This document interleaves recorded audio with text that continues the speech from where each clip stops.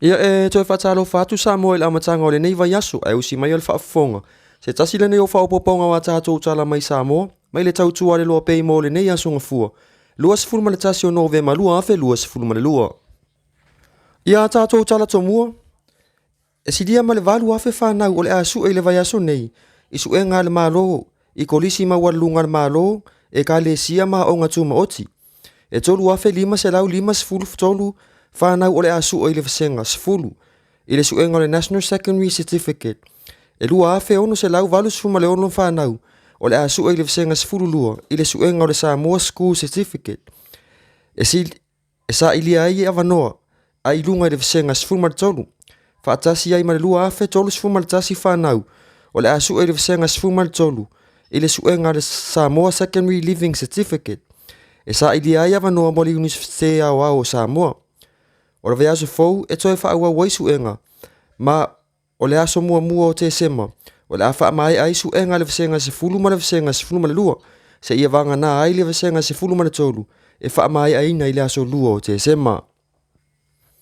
E wha te si ma le fitu miliona le se leni, e le ima whai o na maua e le ati na e o tuiwisi i Samoa, mai le maasi no mati i le tausanga, e lua afe lua se fulu i a te sema o le tausanga, e lua afe lua se fulu ma le tasi, e mafua le atulanga, ina ua toi whaalea o ngā ina meli la upase se lua se fulu fitu. Sa fua ina e a whea lo tātou wafu whaavao malo, ma au mai ai pase se tolu se fulu wha afe. O le tausanga fou, lua afe lua se fulu man tolu. E se fulu lua li se fulu wha meli la upase se. O le ama whai o nā whea si o tātou watu nuu. Ma au mai ai le silia li se fulu afe tu wisi i tonu o le tatu nuu. O le vaenga o tangata tāwhawhau mai mua mai Samoa. O lo tele lo na sauli tamau o ainga o le atu nuu. Lea sa i longa no na pangatia i le wha mai o le COVID se fulmaneiva. Inisi o tātou talang. O le tōta tala ai o malanga wha avao malo. Ua tu ina mai ai fo i se whautuanga lo ofisa o tuwisi. E au na sila le i la tō o lo o whaatino pisini se tau tuwisi. I tu a ingo tuwisi e tau na au mai i Samoa. E mafua lea tūlanga. Ona o whaasau launga anisi o li i tuwisi. Ua tau vale ai le ingoa o Samoa. E pe ona sauno i ai le ofisa sili o le pūlenga. Ia pati vaine pe tai ata vita. E leo ni tu ai ngā tuwisi ia. E te tau ona mana na o au mai i tono si o tātou watunu. O lono winga. E le te tau ona au mai ia tu ai ngā tuwisi. E ila tau o lo o whaia la tau pisi nesi whale tali malo. Ona e leo o iai lea nganga moni e fia tāwha whao mai i Samoa. Ai o lo o tau mawhai e whaale anga le ingoa si o tātou watunu.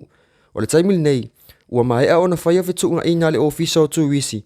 Ma whale tali malo i lea vaenga o lea tunuu. I se tau e launga tasia uma ai tuwisi. E se furu lima afe ta la leo whainga ato o le fsosoani. A le kampania Pith and Brother Enterprises. O le atu ina atu pea i le whale mai o whatu ngā o Samoa. Po le National Kidney Foundation. Mo le whaamanatu ina o le tolus furu tausanga. Talu ona tala whaituto o lea kampani i Samoa. E tolu afe leo whaisa atu ina atu. I le NKF. I le vai aso nei, ma ua whailo ai le sui so upu al kampani i se pepa o whaamtalanga. E a mata atu le tausanga fou, mai le maasino Januari o atu ia te sema, o le afo wa i el PPE le ta iafe ta la i maasina ta itasi. E tusa la ma le se fululu afe, atu ufa atasi iai ma le tolu afe na tau lima ina nei, ona o mawai leo lao telenga, o se fulu lima afe ta la. Ua lewa ona tau la mua le PPE, ilana wha mua i le ola soifua malolo ina, ma o se tasi leo au wala, e wha ailo la tau lango mo i la tau, o loo fea ngai malea ngase. Natalia aloa ia ele NKF, le fsoa soani, ma o la tau ta ua o le afsoa soani tele lea, i mea whai ngaluenga, ma vaenga umai mana o mia e i la tau, o loo tonga fitia i le whale mai o whatunga o i le atunuu. E whai watu fo ia tātou pūle tino le nei aso, inisi o tonga o saunoanga mai le afionga le tai o le itu o lo anga ia le malo. Le sunga ia tu le epa doctor sa ile le mali le ngoi. O ngausu se fonga ua o le mafu anga le ko ngausu se fonga.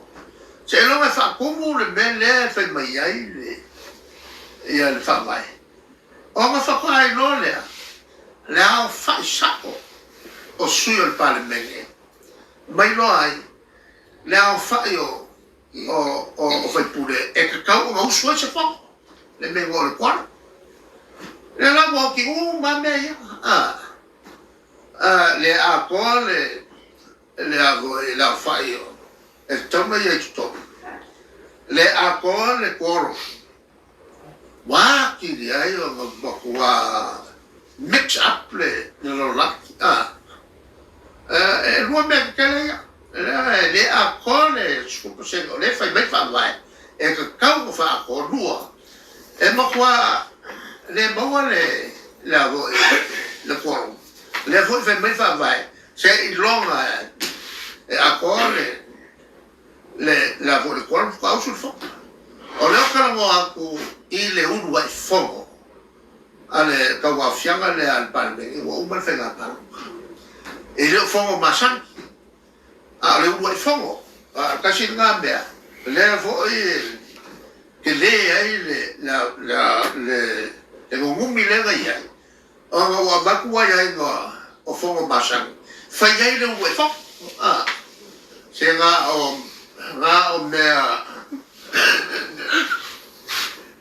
me ngumi ya ngisi me ngumi ya la o sa we le unga le wa me le wa me le unga mari te le ali era me le mela ko we lo ale o fi e fa ben mo bona ko ni ale o fi ya ale ma ku ya yo u po le ore ma ku ya u po fa mo si ko pala me lo po fa mo si ko pala ole kula fo aulo kula fo au ku to ka yala au ku e menge o fa msingo tawa me fa msingo mai fai ole fa fo le ya i maui a mai ai ku fa msingo ora fai no le mare Uma. Ele ole o fo fam singo ko e fai so su e. Ma o mai fu ma ka o pulo keli. Ele o ka mo fi el kalsa. Ma ku ye mo la ku fo ya ki. Mo fo lo le. Ma mai se fai un impulse. Ma yo la ku lava mangaku. E fa fo i fa malo sia i ku kalia ai le o ka upu nga ku bela le ku tu e le o ka upu nga va ku le ku le mare ku la le belle nga o ia o le fiku o apo yo o sui je vais là le même wa en ku pe le lo e se le ma o ko ngo fo ma fa bangi ngo mai le se le winga o le maximum ma le minimum o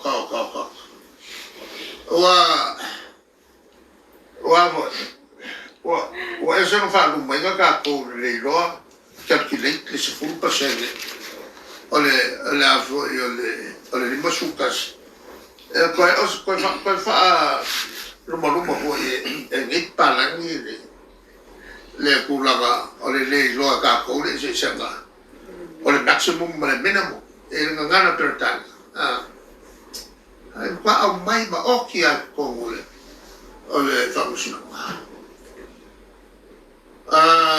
le tunanga la le pa ko al pulo e o mai paling e so mi mai il ka ko fai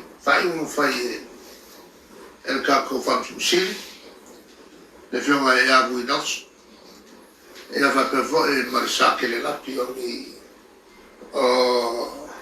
lo vi io o la voi fam snonga a Samoa o le nganga lava sa tau tele ya mato mai al fast food ko son kalwai what's tawia